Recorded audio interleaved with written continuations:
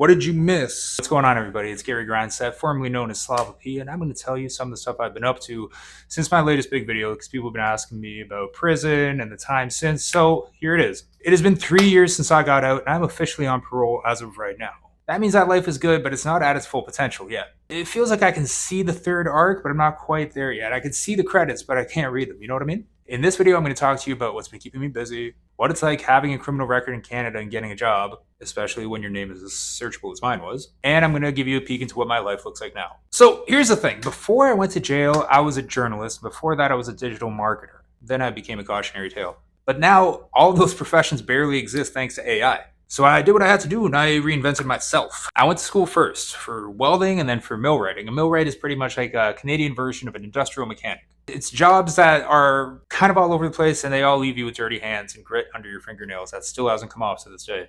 When I was in Joyceville Minimum, I worked on a farm. I was shoveling shit, tapping trees for maple syrup, and riding side steers, god damn it, I mean skid steers, through the woods of Kingston, Ontario. It may sound grim, but I found there to be a real honor with working with your hands. In fact, I went to school for so long that I actually got all the way up to level 2, which is great news. It means you could be hired on to work at a plant, right? Wrong. Even though I was qualified and I did actually get the job, the offer got rescinded because of my criminal record. It turns out the company that hired me is actually part of an American conglomerate, and they have very strict rules about who they hire. America does not forgive in the way that Canada does. To a lot of employers, I'm still Pablo Escobar. The same thing actually happened to a friend of mine who got a job at a car dealership.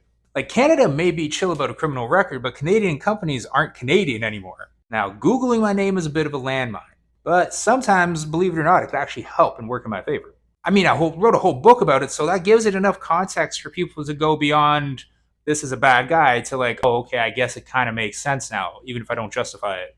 Which, to be honest, neither do I. Speaking of the book, it sold about 1,000 copies, which is not nothing, but it's not bestseller status. To be honest with you, in Canada, it's kind of famous. Like, if my reputation was better, I could probably be a background extra on some CBC show, but no such luck. In fact, it almost made it to be a TV show. It became optioned to become a limited series done by the same person who did, I can't remember the name of it, some show. Bell bought it, Bell pulled it a year later, and some of the backstory as to why is really interesting. Don't worry, I will be making another video about that. All you have to know that development hell is a lot colder than a cell in Joyceville. But listen, I'm not complaining.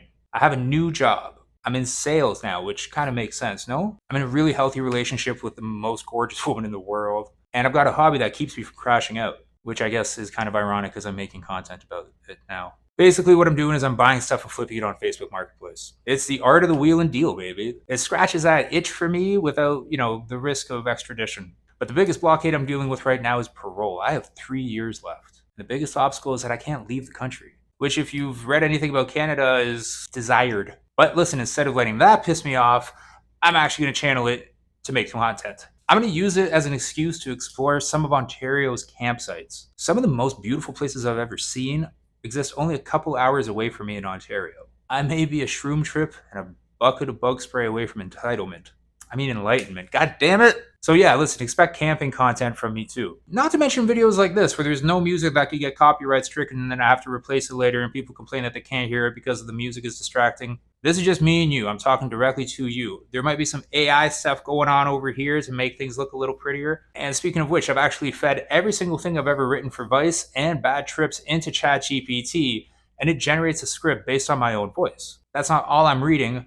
That's not all I'm reading. But it definitely does help, and hopefully I'll be able to deliver content at a faster clip because of it. But listen, thank you to everybody that subscribed to this video for whatever reason. Whether you're here because of Pokemon, or because I talked about gay stuff in Canadian prison, or if I even just helped understand Canadian prison and you were experiencing that. I think total I helped 5 people who were going into jail deal with what they were about to expect, which in my mind balances the scales. But yeah, that gay stuff in Canadian prison video did super numbers. I really salute you guys for sticking with me on that one. So listen, if you're new here, welcome. This is going to be about grinding. This is going to be about my life. This is going to be about camping. No more explicit prison videos, except I guess technically this one, because I'm going to use it for the clickbait. But if you're here since day one, you've seen me go from Vice editor to eBay flipper to ex-convict, not in that order. But stick around, we're just getting started, man. Like, we're really about to do something special here together. And shout out to everyone who's let me tell this story on my own terms. See you on the next one. Like, subscribe.